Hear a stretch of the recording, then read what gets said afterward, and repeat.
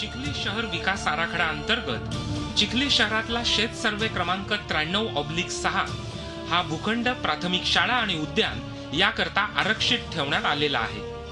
तरीही काही भूमाफियांनी हा भूखंड अकृषक केल्याचं प्रमाणपत्र अधिकाऱ्यांच्या संगनमतानं मिळवलं आणि त्याची सर्रासपणे विक्रीही सुरू केली. हा गंभीर प्रकार G24 तासनं उघड केला होता. जमीन ही काही गावातील दलालांमार्फत उपविभागीय अधिकारी बुलढाणा यांच्याकडून बनावटी खोट्या अकृषक आदेशाने अकृषक करून घेऊन त्याची विक्री चालवलेली आहे आणि त्यामध्ये फार मोठ्या प्रमाणात भ्रष्टाचार झालेला आहे. वास्तविक हा भूखंड चिखली शहराच्या हद्दीत असल्यामुळे याला अकृषक करण्याचा अधिकार फक्त अप्पर जिल्हाधिकारी यांनाच आहे. मात्र संबंधित भूमाफियांनी उपविभागीय अधिकाऱ्यांचं अकृषक प्रमाणपत्र प्राप्त करून या भूखंडाची विक्री चालवली होती.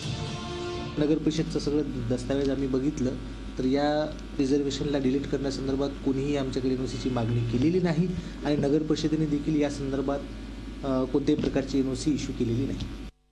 G24 तासनं सातत्यानं या विषयाचा पाठपुरावा केला.